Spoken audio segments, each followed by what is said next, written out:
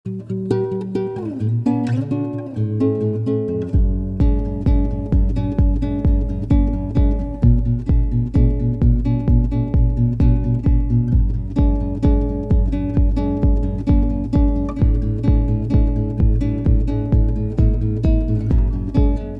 Mangaluru to ವಾಲ್ಪರಾಯ್ ಸೀರೀಸ್ನ episode 1ನಲ್ಲಿ ನೀವು mic of ಆಗಿದ್ದನ್ನು, bike of ಆಗಿದ್ದನ್ನು, ಆದರೂ ride on ಆಗಿದ್ದನ್ನು ನೋಡಿದ್ರ. ಇವತ್ತು it's time for the real twist, the mighty Sathyamangalam Ghats. Hi ನಮಸ್ತೆ ವೀಕ್ಷಕರೇ, ಇವತ್ತು ನಾವು ಸತ್ಯಮಂಗಲಂ ಘಾಟ್ ಮೂಲಕ ಹೋಗ್ತಾ ಇದ್ದೇವೆ. ನಿಜ ಹೇಳಬೇಕಾದ್ರೆ ಇದರಲ್ಲಿ ಎಷ್ಟು ಖುಷಿಯಾಗುತ್ತೋ ಅಷ್ಟೇ ಭಯನೂ ಕೂಡ, ಯಾಕೆಂದರೆ ಇದರಲ್ಲಿ 27 ಹೇರ್ ಪಿನ್ ಬೆಂಡ್ಸ್ ಇದೆ.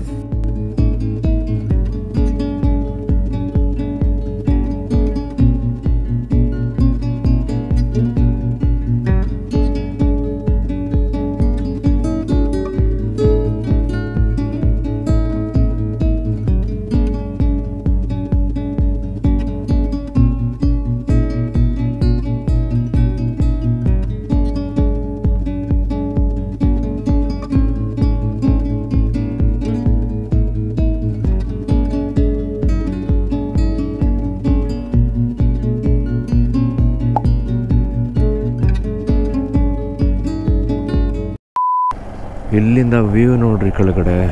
ವಾವ್ ಮ್ಯಾನ್, ಯಾವ ಥರ ಇದೆ. ನಾವೀಗ ಕೊಯಂಬತ್ತೂರನ್ನು ಇಳಿತಾ ಇದ್ದೇವೆ ಆಯಿತಾ. ಸೊ ಸತ್ಯಮಂಗಲಂ ಘಾಟ್ ಮೂಲಕ ಇಳಿತಾ ಇದ್ದೇವೆ. ಸೊ ಈ ಘಾಟನ್ನು ನೀವೆಲ್ಲರೂ ಇನ್ಸ್ಟಾಗ್ರಾಮ್ ಮತ್ತು ಯೂಟ್ಯೂಬಲ್ಲಿ ನೋಡಿರ್ತೀರ, ತುಂಬ ಡೆಡ್ಲಿಯೆಸ್ಟ್ ಘಾಟ್ ಅಂತ. ಬಟ್ ಇವತ್ತು ನಾನು ನಿಮಗೆ ಅದರಲ್ಲೇ ಹೋಗಿ ತೋರಿಸ್ತೇನೆ ಎಷ್ಟು ಡೆಡ್ಲಿ ಇದೆ, ಇಲ್ಲಿಂದ ವ್ಯೂ ಯಾವ ಥರ ಇದೆ ಅಂತ. ಘಾಟ್ ಯಾವಾಗ ಡೆಡ್ಲಿ ಇರುತ್ತೋ ಅಲ್ಲಿಂದ ವ್ಯೂ ಕೂಡ ತುಂಬಾ ಸೂಪರ್ ಆಗಿರುತ್ತೆ ಅಂತ ಅರ್ಥ. ಬಟ್ ನೋಡಿ ಕೆಳಗಡೆ, ಆಗಲೇ ಹೇಳಿದಾಗೆ ಸ್ವಲ್ಪ ಫೋಕಸ್ ಇದರ ಮೇಲೆ ಓ ಮ್ಯಾನ್, ರಿಯಲಿ ಸೂಪರ್ ಇದೆ. ಎಲ್ಲಿಯಾದರೂ ಒಂದು ವ್ಯೂ ಪಾಯಿಂಟ್ ಸಿಕ್ಕಿದರೆ ಖಂಡಿತ ನಿಲ್ಲಿಸಿ ತೋರಿಸ್ತೇನೆ. ಯಾಕಂದರೆ ಈ ಥರದ ಒಂದು ವ್ಯೂ ನಾನು ಲಾಸ್ಟ್ ಟೈಮ್ ಪಳನಿ ಹೋಗುವಾಗ ನೋಡಿದ್ದೇನೆ, ಹೊರತು ಬೇರೆ ಎಲ್ಲೂ ನೋಡಿರಲಿಲ್ಲ. ಬಟ್ ಸೂಪರ್ ಇದೆ.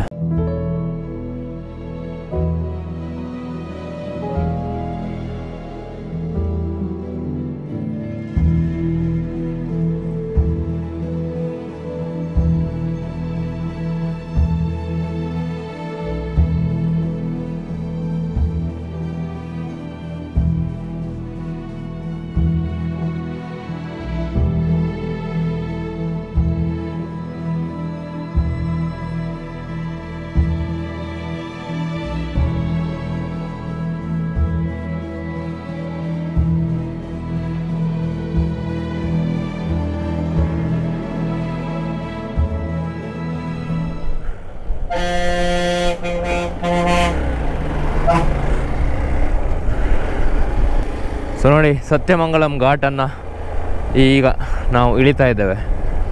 ಸುಮಾರು ಕಸ್ಟಮರ್ ಇಲ್ಲಿ, ನಾವು ಸುಮಾರು ಟ್ರಿಕ್ಸಲ್ಲುಂಟು. ನಾವು ಇಳಿಯುವಾಗ ಲಾರಿಯವರು ಲೆಫ್ಟಿಂದ ಇಳಿಬೇಕು, ನಾವು ರೈಟಿಂದ ಇಳಿಬೇಕು ಅಂತ. ಸೊ ಅದನ್ನು ನಾವು ಕರೆಕ್ಟಾಗಿ ಕಲಿತ್ರೆ ಮಾಸ್ಟರ್ ಮಾಡ್ಬೋದು ಈ ಒಂದು ಸ್ಕಿಲ್ಲಲ್ಲಿ. ಬಟ್ ನಾವು ಅಷ್ಟು ರೈಡ್ ಹೋಗೋದಿಲ್ಲಲ್ಲ, ಹಾಗಾಗಿ ಇದರಲ್ಲಿ 27 ಹೇರ್ ಪಿನ್ ಬೆಂಡ್ ಉಂಟಂತೆ. ನಮ್ಮ ಚಾರ್ಮಾಡಿಯಲ್ಲಿ ಆದರೆ 12, ಆಗುಂಬೆಯಲ್ಲಿ ಆದರೆ ಎಷ್ಟು 9, 10 ಎಷ್ಟೇ ಇದೆ. ಬಟ್ ಇದರಲ್ಲಿ ನೋಡಿ ದೈತ್ಯಾಕಾರದ 27 ಇದೆ. ಸೊ ಸ್ವಲ್ಪ ಕಷ್ಟ. ಕ್ಲಚ್ ಬ್ರೇಕ್ ಅಷ್ಟೇ ಇದರಲ್ಲಿ ಆಟ ಆಡಲಿಕ್ಕೆ. ಆಕ್ಸಲೇಟರ್ ಇಲ್ಲವೇ ಇಲ್ಲ, ಆಟೋಮ್ಯಾಟಿಕ್ ಗಾಡಿ ಇಳಿತಾ ಇದೆ ಕೆಳಗಡೆ, ಯಾಕಂದರೆ ಡೌನ್ ಅಲ್ವಾ. ಹಾಗಾಗಿ ಸೂಪರ್ ಎಕ್ಸ್ಪೀರಿಯನ್ಸ್ ಇದು ಕೂಡ. ಸೊ ನೆಕ್ಸ್ಟ್ ಟೈಮ್ ಒಂದು ಬೇರೆ ರೂಟಲ್ಲಿ ನಿಮಗೆ ಕರ್ಕೊಂಡು ಹೋಗ್ತೇನೆ. ಸೊ ಆಲ್ರೆಡಿ ಊಟಿಯಲ್ಲಿ ಕರ್ಕೊಂಡು ಹೋಗಿದ್ದೇನೆ. ಊಟಿಯಲ್ಲಿ ನಾವು ನೈಟ್ ಘಾಟಿಯನ್ನು ಇಳ್ತದಾಯ್ತಾ. ಸೊ ಹಾಗಾಗಿ ಅದು ನೈಟ್ ಘಾಟಿಯನ್ನು ಹತ್ತಿದ್ದು. ಸೊ ಹಾಗಾಗಿ ವಿಡಿಯೋ ಜಾಸ್ತಿ ಏನು ಮಾಡಲಿಲ್ಲ. ಅದು ಕೂಡ ಸ್ವಲ್ಪ ಜಾಸ್ತಿ ಟಫ್ ಇತ್ತು. ಬಟ್ ಇದನ್ನು ಕಂಪೇರ್ ಮಾಡಿದರೆ ಅದು ಏನಿಲ್ಲ ಅಂತ ಅಂದ್ಕೊಳ್ತೇನೆ. But super experience. ನೀವು ಕೂಡ ಬನ್ನಿ ವಾಲ್ಪರಾಯ್ಗೆ. ಈ ಸತ್ಯಮಂಗಲಂ ಮೂಲಕ ಬರ್ಬೋದು. ಅಥವಾ ನೀವು ಏನಾದರೂ ಧನುಷ್ಕೋಡಿ, ಊಟಿ ಹೋಗೋದು, ಊಟಿ ಹೋಗ್ಬೇಕಂತಾದರೆ ಎಲ್ಲ ಇನ್ನೊಂದು ರೂಟ್ ಇದೆ. ಈ ರೂಟಲ್ಲಿ ಹೋಗ್ಬೋದು ಊಟಿಗೆ, ಬಟ್ ಲಾಂಗ್ ರೂಟ್ ಆಗ್ತದೆ. ಬಟ್ ಧನುಷ್ಕೋಡಿಗೆಲ್ಲ ಹೋಗ್ಬೇಕಂತ ಆದರೆ, ಪಾಲಕ್ಕಾಡ್ಗೆಲ್ಲ ಹೋಗ್ಬೇಕಂತ ಆದರೆ ಈ ರೂಟಲ್ಲಿ ಹೋದರೆ ಆಯಿತು. ನೋಡಿ, ನಮ್ಮ ಕರ್ನಾಟಕದ ಬಸ್ಸು ಕೂಡ ಹೋಗ್ತಾ ಇದೆ ಅಲ್ಲಿ, ತಮಿಳುನಾಡು ಒಳಗಡೆ. ನಮ್ಮದೇ ಹೇರ್ ಪಿನ್ ಬೆಂಡ್ ನೋಡಿ ಏನು ಕಟ್ಟು ತೆಗೆದಿದ್ದಾರೆ ಮರೆ.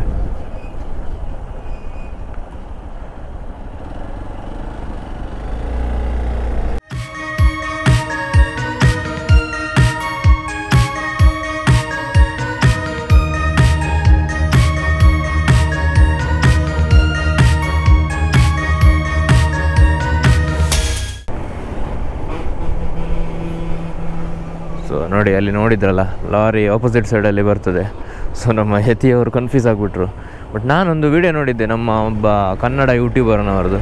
ಸೊ ಈ ಘಾಟನ್ನು ಇಳಿಯಬೇಕಾದ್ರೆ ಹೇಗೆ ಇಳಿಬೇಕಂತ, ನೀವೇನಾದರೂ ಈ ಘಾಟ್ ಇಳಿಯೋದಂತಾದರೆ ದೊಡ್ಡ ದೊಡ್ಡ ಘಾಟ್, ಈ ಚಾರ್ಮಾಡಿ ಆಗುಂಬೆ ಆದರೆ ಪರವಾಗಿಲ್ಲ, ಈ ಸತ್ಯಮಂಗಳಂ ಘಾಟ್ ಥರ ದೊಡ್ಡ ದೊಡ್ಡ ಘಾಟ್ ಇದ್ದರೆ ನೀವು ಇಳಿಬೇಕಂತಾದರೆ ಆಪೋಸಿಟ್ ಸೈಡಿಂದ ಏನಾದರೂ ಲಾರಿ ಬಂದರೆ ಉಂಟಲ್ಲ, ನಾವು ನಮ್ಮ ರೂಟ್ ಇದೆಯಲ್ಲ ಆ ಕಡೆ ರೂಟಿಗೆ ಹೋಗಬೇಕಾಗುತ್ತೆ. ಯಾಕಂದರೆ ಅದು ದೊಡ್ಡ ಗಾಡಿ ಅಲ್ಲ, ಅವರಿಗೆ ಕಟ್ ಮಾಡಲಿಕ್ಕೆ ತುಂಬ ಕಷ್ಟ ಆಗ್ತದೆ. ಸೊ ಹಾಗಾಗಿ ನಿಮ್ಗೊಂದು ಎಕ್ಸಾಂಪಲ್ ತೋರಿಸ್ತೇನೆ. ಇಲ್ಲಿ ನೋಡಿ, ಒಂದು ಲಾರಿ ಸೈಡೇ ಹೋಗ್ಬಿಟ್ಟಿದೆ ನೋಡಿ. ಪಾಪ ಬ್ರೇಕೇ ಸಿಗೋದಿಲ್ಲ ಮಾರೆ.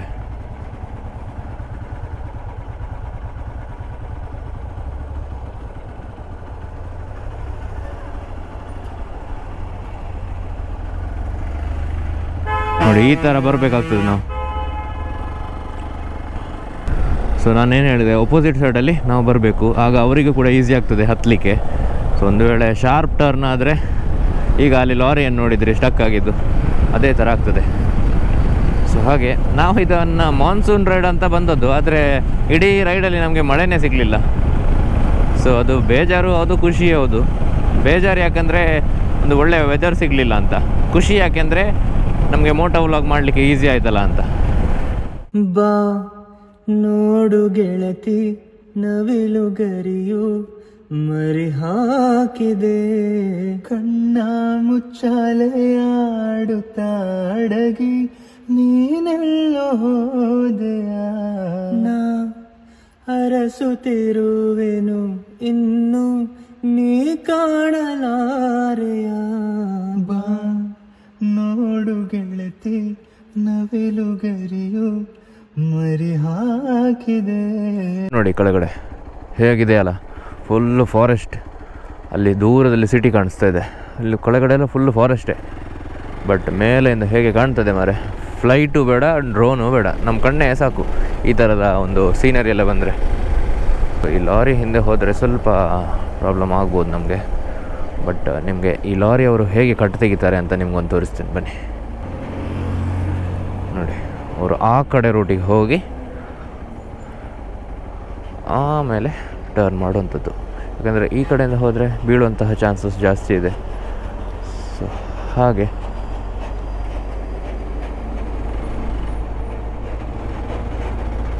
ನಾವು ಹಾರ್ನ್ ಹಾಕಲಿಕ್ಕೆ ನಮ್ಮ ಹಾರ್ನೇ ವರ್ಕ್ ಆಗ್ತಾ ಇಲ್ಲ. ನೋಡಿ ಏನೂ ವರ್ಕ್ ಆಗ್ತಿಲ್ಲ. ಸೊ ಏನೋ ಒಂದು ಪ್ರಾಬ್ಲಮ್ ಇದೆ, ಬ್ಯಾಟ್ರಿದಂತೂ ಅಲ್ಲ, ಯಾಕಂದರೆ ಫಾಗ್ ಲೈಟ್ ಅಂತೂ ಆಗ್ತಾನೆ ಇದೆ ಅಲ್ಲ. ಲಾರಿ ಅವ್ರು ಬರಲಿ ಪಾಪ.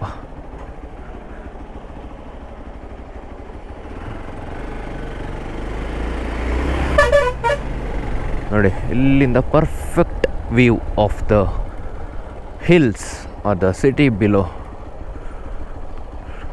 ವಾವ್ ಮ್ಯಾನ್, ಈ ಥರದ ಜಾಗ ನೋಡದೆ ನಾವು ಕೂತಿದ್ರೆ, ಈ ಬೈಕ್ ಬ್ಯಾಟ್ರಿ ಡೌನ್ ಆಯಿತು ಅಂತ ವಾಪಸ್ ಮನೆ ಕಡೆ ಹೋಗ್ತಾ ಇದ್ದರೆ, ಟರ್ನೆಲ್ಲ ಹೆವಿ ಆಗ್ತಾ ಇದೆ. ಇನ್ನು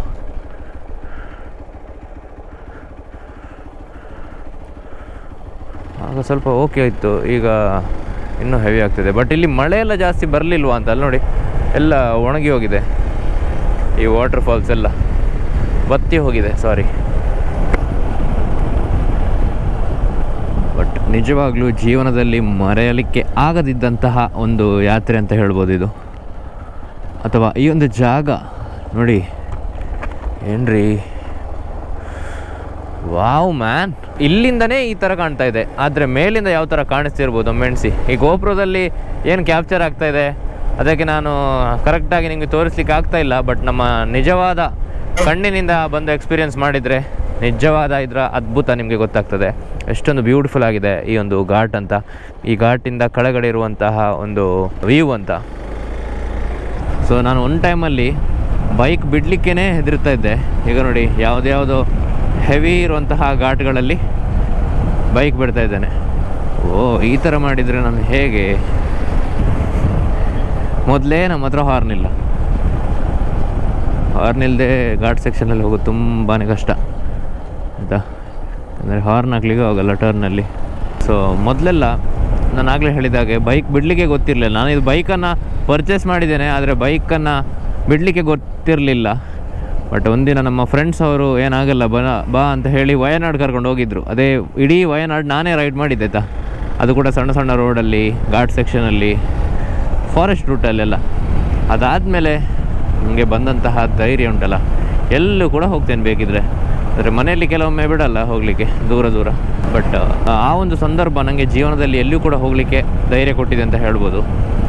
ನಿಜವಾಗ್ಲೂ ನನ್ನ ಫ್ರೆಂಡ್ಸ್ನವರಿಗೆ ಚಿರಋಣಿ. ನಮ್ಮ ಮೇಯ್ನಾಗಿ ಯತಿಬಾಯಿ, ನಮ್ಮ ಹಿಂದೆಗಡೆ ಇರುವಂತಹ ಯತಿರಾಜ್ ಅವರೇ ಹೇಳಿದ್ದು, ಏನಾಗಲ್ಲ, ಹೀಗೆ ಹೆದರಿ ಕೂತ್ಕೊಂಡ್ರೆ ನಾವು ಲೈಫ್ ಇಡೀ ಹೆದರಿ ಕೂತ್ಕೊಳ್ಬೇಕಾಗ್ತದೆ, ನಿಮ್ಮ ಬೈಕನ್ನು ಬೇರೆಯವರೇ ಬಿಡಬೇಕಾಗ್ತದೆ ಅಂತ.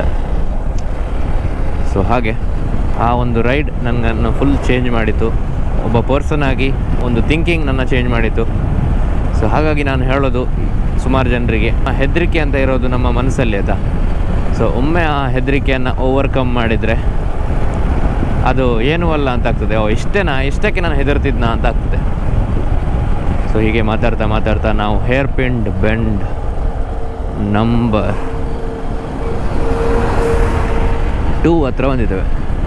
ಸೊ ಇನ್ನೇನು ಘಾಟ್ ಸೆಕ್ಷನ್ ಮುಗಿತಾ ಬಂತು.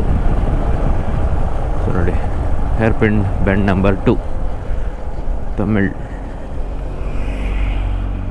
ವ್ಯೂ ಕೂಡ ಮುಗಿತಾ ಬಂತು, ಘಾಟ್ ಸೆಕ್ಷನ್ನ ತಿರುವು ಕೂಡ ಮುಗಿತಾ ಬಂತು. ನಮ್ಮ ಯತಿಬಾಯನ್ನು ಮುಂದೆಗಡೆ ಬಿಟ್ಟು ಆಮೇಲೆ ನಾವು ಹೋಗುವ.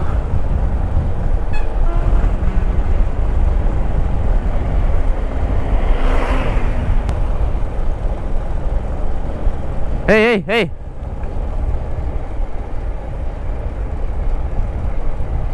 ನೋಡಿ ಅವ್ರು ಕನ್ಫ್ಯೂಸ್ ಆಯ್ತು ಅವರಿಗೆ. ಅವನು ಎಣಿಸಿದ್ದ ನಾವು ಹೇಗೆ ನಾರ್ಮಲ್ ಟರ್ನ್ ತೆಗಿತೇವೆ ಹಾಗೆ ತೆಗಿಬೇಕಂತ. ಬಟ್ ಆ ಥರ ಅಲ್ಲ. ಅವರಿಗೆ ಇನ್ನೂ ಕೂಡ ಈ ಘಾಟ್ ಸೆಕ್ಷನ್ ಬಗ್ಗೆ ಗೊತ್ತಿಲ್ಲ, ಹೇಳಿಕೊಡುವ ಅಲ್ಲ. ಸೊ ಇಲ್ಲಿಗೆ ನಮ್ಮ ಘಾಟ್ ಸೆಕ್ಷನ್ ಮುಗೀತು ಅಂತ ಅಂದ್ಕೊಳ್ತೇನೆ. ಯಾಕಂದರೆ ಎಲ್ಲರೂ ಗಾಡಿ ಸರಿ ಮಾಡ್ತಾಯಿದ್ದಾರೆ, ಪೆಟ್ರೋಲ್ ಚೆಕ್ ಮಾಡ್ತಾಯಿದ್ದಾರೆ. ಸೊ ಹಾಗಾಗಿ ಘಾಟ್ ಸೆಕ್ಷನ್ ಮುಗ್ದಿರ್ಬೋದು ಇಲ್ಲಿಗೆ. ಎಲಿಫೆಂಟ್ ಕ್ರಾಸಿಂಗ್ ಅಂತೆ.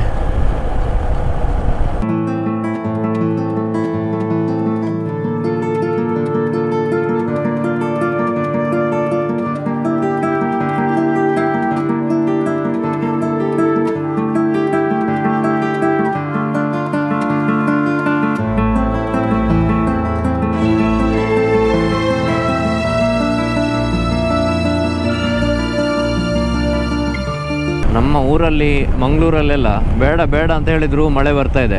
ಅದು ಕೂಡ ಎಷ್ಟರ ಮಟ್ಟಿಗೆ ನೆರೆ ಬರುವಂತಹ ಸ್ಥಿತಿ. ಬಟ್ ಇಲ್ಲೆಲ್ಲ ನೋಡಿ, ನೀರೇ ಇಲ್ಲ, ಮಳೆನೇ ಇಲ್ಲ, ಗ್ರೀನರಿ ಸ್ವಲ್ಪ ಇದೆ. ಸ್ವಲ್ಪ ಮಳೆ ಬಂದಿರ್ಬೋದು, ಆದರೆ ನಮ್ಮ ಮಂಗಳೂರಷ್ಟು ಮಳೆ ಇಲ್ಲಿ ಬರಲಿಕ್ಕೆ ಸಾಧ್ಯನೇ ಇಲ್ಲ. ಸೊ ನಮ್ಮ ಮಂಗಳೂರಿನವರು ಎಜುಕೇಷನಲ್ಲಿ, ಮಂಗಳೂರು ಉಡುಪಿಯವರು ಎಜುಕೇಷನಲ್ಲಿ ಸಹ ಫಸ್ಟ್ ಅಂತೆ. ಈ ಸಲ ಮಳೆ ಬಿದ್ದ ಲಿಸ್ಟಲ್ಲಿ ಕೂಡ ಫಸ್ಟ್ ಅಂತೆ. ಅದು ಕೂಡ ಉಡುಪಿ ಫಸ್ಟ್ ಮತ್ತು ದಕ್ಷಿಣ ಕನ್ನಡ ಸೆಕೆಂಡ್.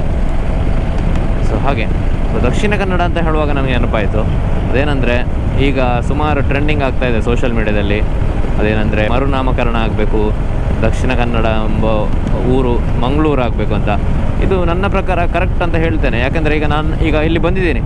ಸೊ ಇಲ್ಲಿ ಯಾರಾದ್ರೂ ನನ್ನ ಹತ್ರ ಕೇಳಿದರೆ ನೀವೆಲ್ಲಿಂದ ಬರುತ್ತಿದ್ದೀರಾ ಅಂತ, ಆಗ ನಾನು ಹೇಳೋದು ನಾನು ಬರ್ತಿರುವಂಥದ್ದು ದಕ್ಷಿಣ ಕನ್ನಡದಿಂದ ಅಂತ ಅಲ್ಲ, ಹೇಳೋದು ನಾನು ಬರೋದು ಮಂಗಳೂರಿಂದ ಅಂತ.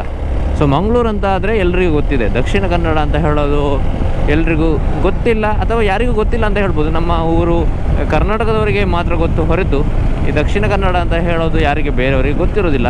ಸೊ ಹಾಗಾಗಿ ಈ ದಕ್ಷಿಣ ಕನ್ನಡವನ್ನು ಮಂಗಳೂರು ಮಾಡಿದರೆ ಉತ್ತಮ, ಇದು ನನ್ನ ಅನಿಸಿಕೆ. ಸೊ ನಿಮ್ಮ ಅನಿಸಿಕೆ ಏನಂತ ನೀವು ಹೇಳಿ. ಸೊ ಸುಮಾರು ಜನ ಬೇರೆ ಬೇರೆ ಹೆಸರನ್ನು ಇದು ಮಾಡ್ತಾರೆ, ರೆಕಮೆಂಡ್ ಮಾಡ್ತಾರೆ. ತುಳುನಾಡು ಅಂತ ಸಹ ಮಾಡ್ತಾರೆ.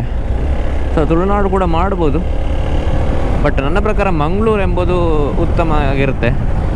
ಸೊ ಮಂಗಳೂರು ಜಿಲ್ಲೆ, ವಾವ್ ಸೂಪರ್ ಅಲ್ಲ. ದಕ್ಷಿಣ ಕನ್ನಡ ಜಿಲ್ಲೆ, ಮಂಗಳೂರು ಜಿಲ್ಲೆ. ವಾವ್. ಸೊ ಮಂಗಳೂರು ಅಂತಲೇ ಇಡೋದು ಸೂಪರ್. ನಿಮ್ಮ ಅನಿಸಿಕೆ ಏನಂತ ಕಮೆಂಟ್ ಸೆಕ್ಷನಲ್ಲಿ ತಿಳಿಸಿ. ಹೋಗುವ. ಪೆಟ್ರೋಲ್ ಪಂಪ್ ಎಲ್ಲಿದೆ? ಪೆಟ್ರೋಲ್ ಪಂಪ್ ಎತ್ತರ ಕಿಲೋಮೀಟರ್? ಹಾಂ. ಸೊ ನಾವು ಮೈಸೂರಿಂದ ಇದೇ ಥರ ಡಿಸ್ಪ್ಲೇ ಇದ್ದು ಬರ್ತಾ ಇದ್ದೇವೆ. ಸೊ ಪೆಟ್ರೋಲ್ ಎಷ್ಟುಂಟು ಅಂತ ಗೊತ್ತಿಲ್ಲ. ಸೊ ನಿನ್ನೆ ಒಂದು ಫುಲ್ ಟ್ಯಾಂಕ್ ಹಾಕಿದೆ. ವಾವ್, ಅದನ್ನು ನೋಡಿ. ಸೊ ನಿನ್ನೆ ಒಂದು ಫುಲ್ ಟ್ಯಾಂಕ್ ಹಾಕಿದೆ, ಅದರ ಮೇಲೆ ಪೆಟ್ರೋಲ್ ಹಾಕಲಿಲ್ಲ.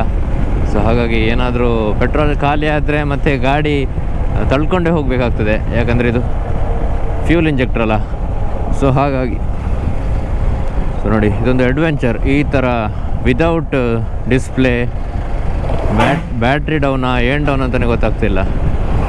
ಹಾಗೆ ಬರ್ತಾ ಇದ್ದೇನೆ ನಾನು ಅಲ್ಲಿಂದ, ಅದು ಕೂಡ ಮೈಸೂರಿಂದ. ಸೊ ನಿಜವಾಗ್ಲೂ ಇದೊಂದು ಅಡ್ವೆಂಚರ್ ಅಲ್ಲದೆ ಬೇರೆ ಏನು ಹೇಳಿ. ಈ ಥರ ಫ್ರೆಂಡ್ಸ್ ಇರೋದಿದ್ದರೆ ಅವಸ್ಥೆನೇ ಆಗ್ತಾಯಿತ್ತು. ಸೊ ಹಾಗಾಗಿ ಹೇಳೋದು, ಕೆಲವೊಮ್ಮೆ ನಾವು ಸೋಲೋ ಟ್ರಿಪ್ ಹೋಗಬಾರ್ದಂತೆ.